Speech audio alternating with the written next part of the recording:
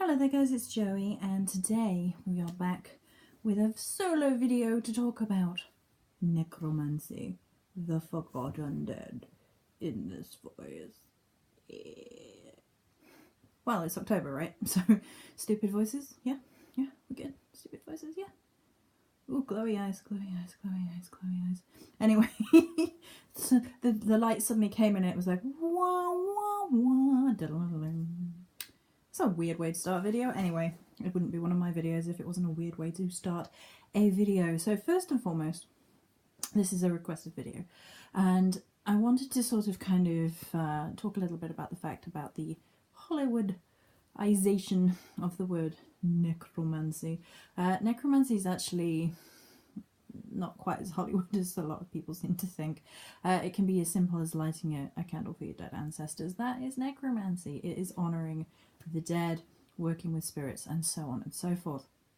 It's a whole umbrella term, and it's not necessarily raising the dead from the grave to run rampant on the walking dead.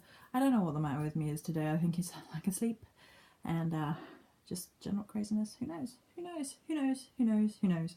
So I started talking about the forgotten dead, as I always do, around the autumn equinox. And the reason that I talk about it around the autumn equinox is that's when I do the first big ritual that I do for the forgotten dead. And I'm going to talk all about the forgotten dead and what that is and what that means and why you're even talking about it, Jerry. Why? I promise. We're going to talk about it in a minute. In a minute. But if you want to read the ritual, because I wrote a whole ritual out, it's on the blog, and it's in the link down there. Down there. Down there, down there, down there, down there. I love how I was like, today I'm going to record a serious video, and I'm going to record a silly haul video, and then the serious video is just...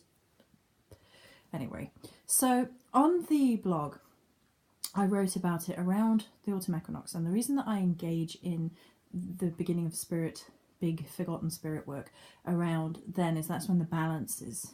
That to me, the autumn equinox is crossing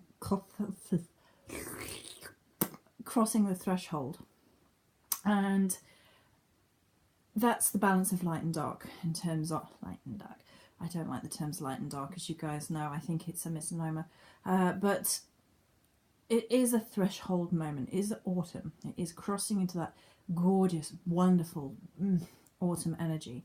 And for me, every year, if you've been with me any length of time, you'll know, or if you read the blog post, you'll know, I take apple slices around the autumn equinox to the gravestones, to the graveyard, and put it on forgotten, desecrated, vandalized, or generally just falling into disrepair gravestones. And this is to do with honouring the forgotten dead. And this connects with both the dead that we have nothing to do with, and I'm going to caveat that by saying there's no such thing as the dead that we have nothing to do with, but the dead that we have no real knowledge of, and then the ancestors that we just don't know. The unknown, the forgotten. And I really want to bring attention to the idea of the forgotten dead and what we mean by this and why we talk about it, and by we, I mean me, and me and myself and I, we talk about shit. Anyway, so I don't know, I think it's too much sugar or something. So the forgotten dead fall into these two categories. There are the ancestors that we don't know of, for one reason or another, which we'll go into in depth in a moment.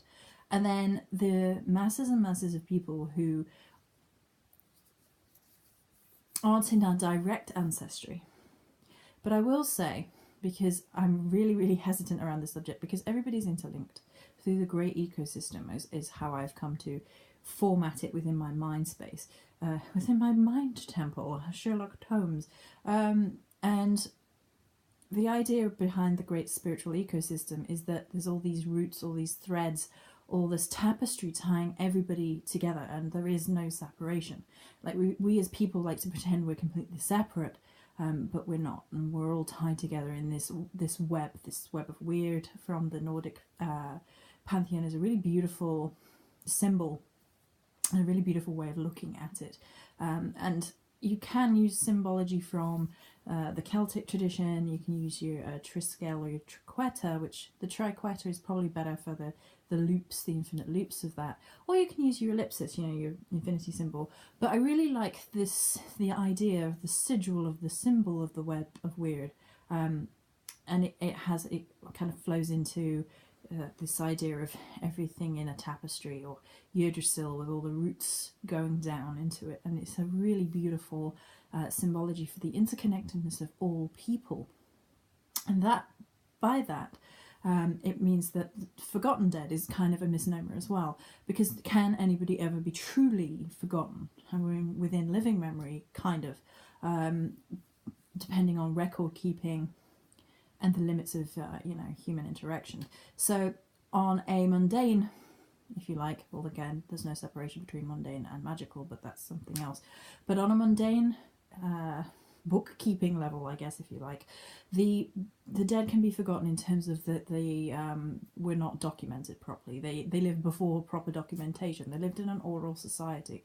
They are outside of kind of like the modern obsession with record keeping, which, gets into, Ancestry.com, where you go and chase your family line and the threads, and you go find all these names of people, and then give a little bit of reverence to these names and these people that existed and you come from. Ultimately, you're interconnected with all these people that you may not have known about. And it's more to do with consciously knowing and then consciously forgetting than it is really forgetting. And by that I mean that nobody can ever be truly forgotten in terms of the great spiritual ecosystem. And this is because we are all interconnected all the time. We are the people that birthed us. We are the people we touched lives with in this life, in our previous lives, and that our parents and their parents and their parents, and all these lives that are interwoven in the great web, in the great tapestry. So in terms of like consciously forgetting versus subconsciously, like the spiritual realm never forgets anything. The ripple effect, if you like, of all these lives that have been led and all these energies that have interwoven with one another exist forever in that spiritual ecosystem. And time, as it is perceived to be linear in the conscious mind, is not something that I believe exists truly. I feel like time is a construct. I feel that time is not linear. I have a feeling, and of course this is just one of these gut instinctual feelings, that we actually get reincarnated all over the place. Like, we don't necessarily get reincarnated forward in time from where we are now, but it could be at any given point in time, and there's just different elements of growth and lessons and things, and it's honestly how I feel about it. But again, it's all a big spiritual question mark, the unknown, just guesswork with that, because again, we can't truly know, because we forget once we are reincarnated into this physical incarnation. And I really find that really truly interesting about this dichotomy, if you like, of the idea of we know more, we are more connected, we do not forget, we are integrated more deeply into memory when we're in like spirit form, or when we're truly connecting into spirit and into the energies of ancestors and things. Then we begin to tap into that living, dead, no disconnection memory. So the memory of the dead, the memory of the living, it's all interwoven again in this web of weird, this tapestry, this energy ecosystem. All the things that have ever been experienced or ever will be experienced already exist within the memory of this energy field, this web.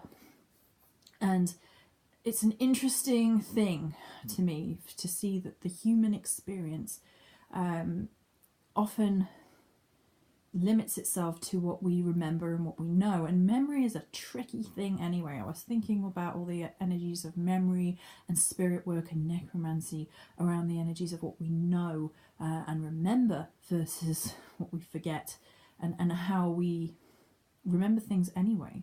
If you think about it, our lives are lots and lots and lots of little deaths, and at some point, like, things that we have done even kind of die because we don't really remember them.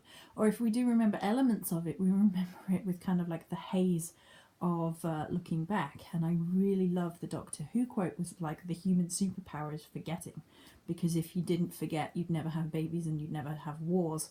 And I was like, this is such a powerful thought, and I actually covered that in one of my other blog posts. Again, it's all on the blog for for memory's sake, so it exists and can be remembered at least a little bit in living memory.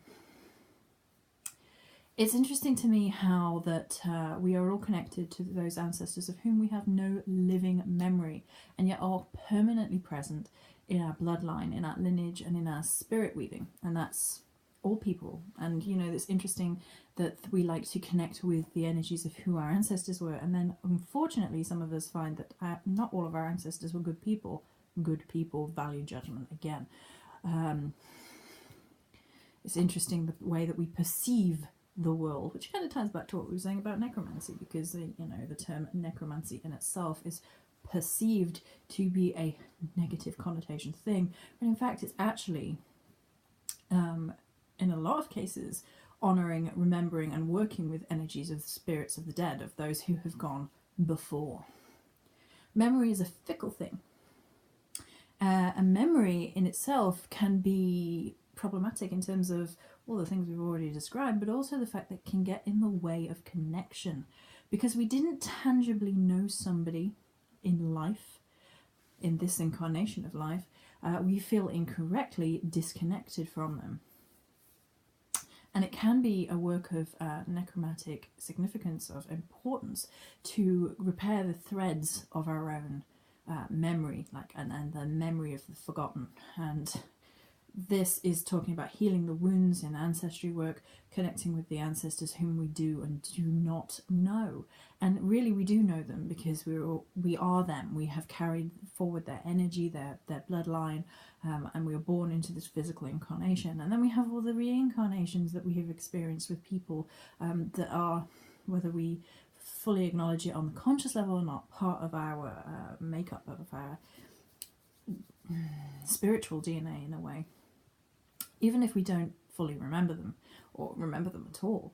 It's really fascinating to me the way that the ripple effect of the idea of those that we remember and those that we have forgotten, even within our own physical incarnation lifetime. But then when you take it outside of that to kind of like a spiritual ecosystem level, the idea of all the people that we forget and the forgotten dead, if you like, is huge and vast, and kind of one of those mind-boggling moments when you sit and really think about it. It's like all these different lives that we may have touched and affected in different lives, in past lives, in this human incarnation that we've just forgotten, like small little interactions that perhaps seemed small at the time, but maybe they rippled forth. And then of course the way that we touch people's lives talking online and through video and whatever we do, and we may never meet half the people whose lives we affect one way or another. So it's interesting that sort of interplay between the energies of the forgotten and the energies of the remembered. And memory is such a problematic thing. I don't know about anyone else, but my memory is terrible, and I forget things from weeks ago, and I'm wondering if there's my brain is just like nope. I think my brain does something really weird with regards to memory, and then I remember things from like 10 years ago really crystal clearly. It's like, is anyone else like this? Is this just me? I've forgotten what happened last week, but this thing I said that I feel bad about, maybe because we always remember the negative ones more clearly. From 10 years ago, I remember every little detail. There we go. It's just a little about memory and thought. And the idea of the interconnectedness. It's kind of a reassuring thought to know that we are never truly forgotten.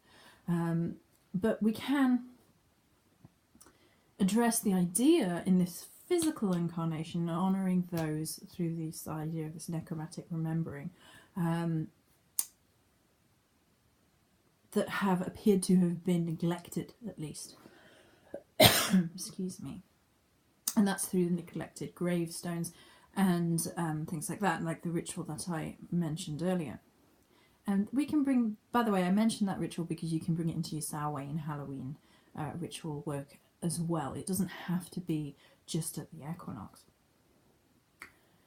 a lot of people do spirit work around this time of year, and that again is a really interesting theme that has come and into the fore lately, is that everybody right now is focusing on the idea of spirit work, but then the rest of the year people tend to then forget about the idea of connecting with ancestors or the forgotten dead or the spirits of the dead or doing necromantic work. It maybe feels more in keeping with this theme of the year because we've kind of been told and keep telling each other that this is what we do at this time of year, when that's not necessarily the case. We should be like honouring and connecting and feeling our way through the work of spirit work and things for the entirety of the year. Our ancestors are always within us, like I've already said. You know, no one is ever truly forgotten because they're a part of us and we're a part of them in this great spiritual ecosystem. So it's interesting then that even within the human incarnation, again, this conscious mind thing, that even within that working through the year, that then we tend to forget that we should be, or we could be, or it would be good to connect with the energies of the dead all year round. It's connecting with ancestors is something that isn't just for Samhainmas, it's for life kind of thing. And the work that I started doing with ancestors was midsummer, when it really started hitting home, ironically for me. And there is this disconnect that we do because we forget, or we feel that we didn't know them in life, and we feel that the time of the year isn't right, and we put these boundaries in place that stop us from remembering, stop us from connecting, stop us from being close to and really honouring that ancestry, where we came from, and the dead. And it's interesting to me that we put all these boundaries in place. We put all these boxes that we think we have to tick at particular times of year, or so on and so forth. And rather than really feeling that we can do this all year round, or we're not really as disconnected as we think we are, and things are not really as truly forgotten as we've told ourselves, we get ourselves stuck in these kind of habits, these thought pattern habits that stop us from reaching out on a spiritual level, stop us from going down the rabbit hole, stop us from reaching out into that spiritual ecosystem. And working with our ancestors all year round is a really powerful thing. Yes, there is the belief in the veil getting thinner at this time of the year, and Chris soapboxed about this in our last live chat, which is the fact that it's always that way. You can always reach out, you can always connect to them. It's just that the perception of it being thin right now is kind of like everyone focusing on it, so it kind of like self-fulfilling prophecy kind of thing. We believe it, so it is. And that is the power of the mind, the power of thought, the power of magic, really believing something to the point of madness until the universe has no choice but to make it so, which is witchcraft in its sense. That's not to say that working with energies of the forgotten dead are without risk. Now, this is something that I do want to touch on, and because the thing is right now, because there is so much coverage, discussion about spirit work, there is a lot of bringing this to the fore, there is a lot of concentration of information about it. No witchcraft is ever purely safe. It's meant to be on the fringes, and this is something that I've been reading a little bit more around lately, has been coming up a little bit more, which I kind of love. I kind of love like your Chani Nichols, and I love your Sarah Ann Lawless, the Nephilim Rising, these really interesting pieces. Like, witchcraft isn't meant to be just safe, and it isn't meant to be just love and light and gentleness and healing all the time. It is supposed to be a fringe thing. It is supposed to be peering into the void. It is supposed to be risky and a little bit, I mean, on one hand it's kind of thrilling, and on one hand you've got kind of like a danger thing. And you know, if spirits are human, then not all human beings are benevolent. I tend to feel that no person is entirely good and no person is entirely bad, but kind of got a flux of both, and what is good and bad anyway. But you know, let's say someone in your family line was very violent, someone was a murderer, someone was an unpleasant individual by all accounts, and we can argue about the scales of morality till the cows come home, but regardless, when somebody is like a mass murderer or whatever, I think we can comfortably say that we don't really want to connect to that energy, we don't really want that in our space. And there are documentations of people having negative experiences with spirits, and people getting caught up with spirits that are latched on, can't get rid of them, and so on and so forth. So when working with the forgotten dead, there is of course that element of the unknown, and because it is unknown, we have to be extra careful to make sure that we know what we're doing in the first place. And it's very important to have fully researched your cleansing techniques, your boundaries, making sure you are strong and firm in your protective magic, your shielding, and keeping your aura sealed up, and making sure nothing can latch on, nothing can attack, nothing can attach.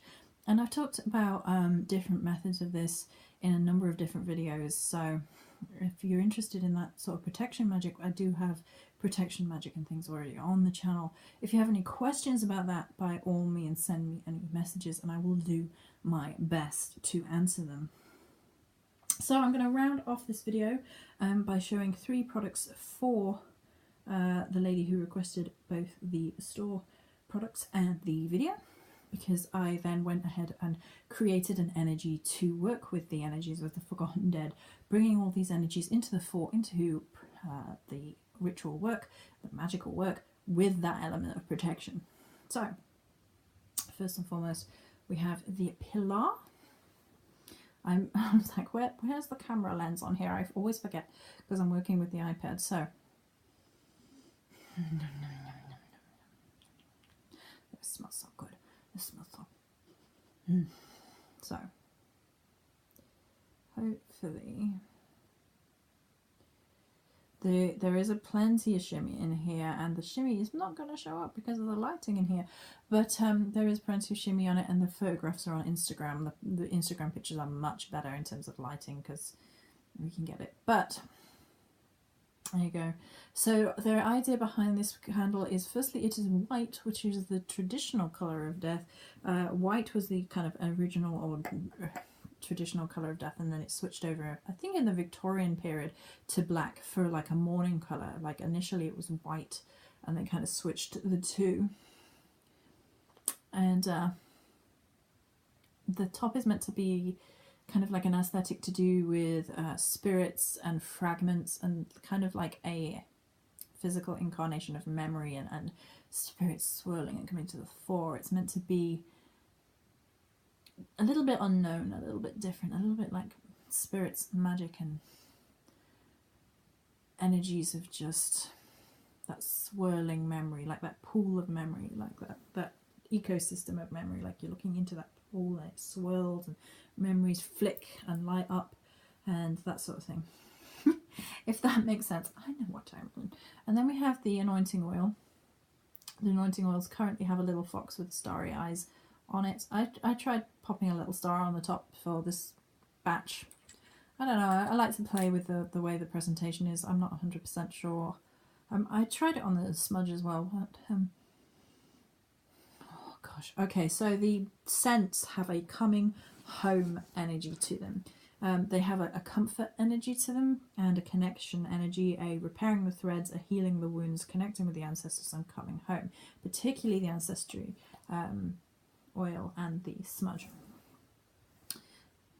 Oh, it smells so good. I'm going to be keeping one of these. I will mention that these 3 are going to be on the store all year round, because them, Temple of the Dead, and the Otherworld, I feel that are important to be there all year round. Not least because I offer things worldwide, and you know, in the other stratosphere, the other side of the world. That's weird. The other world. but okay.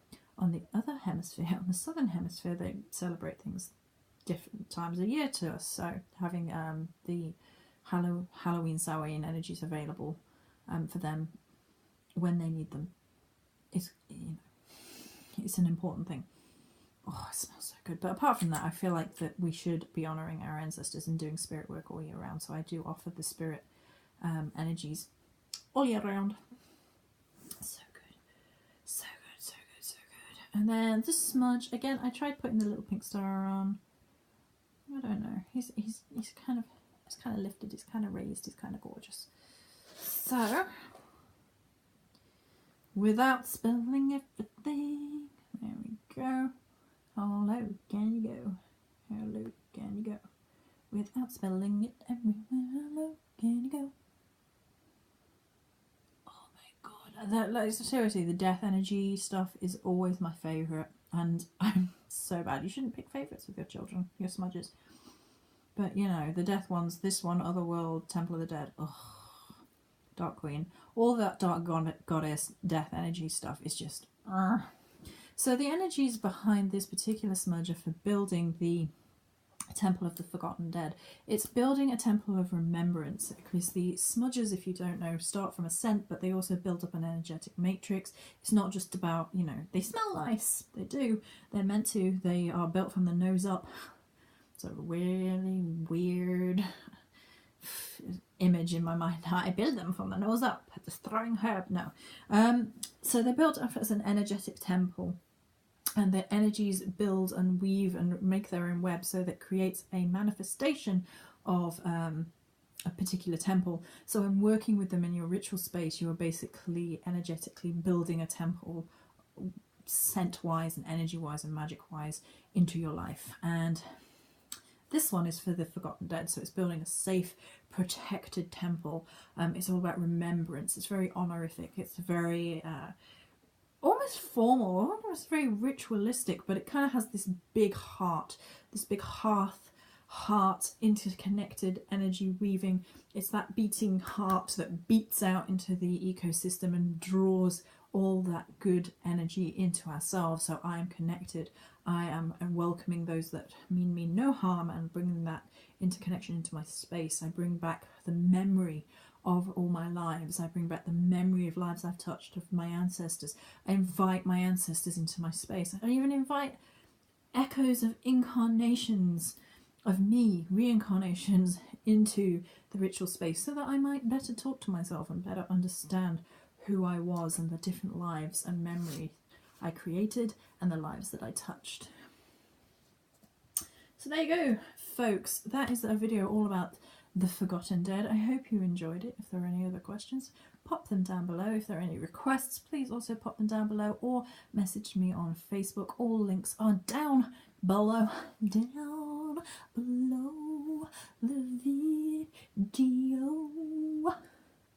I don't know what malrhythmia is. I have no idea. This is what happens when you don't record for a while and then you go crazy all in one beat. Who knows? Anyway, I hope you enjoyed this video. Stay fluxy.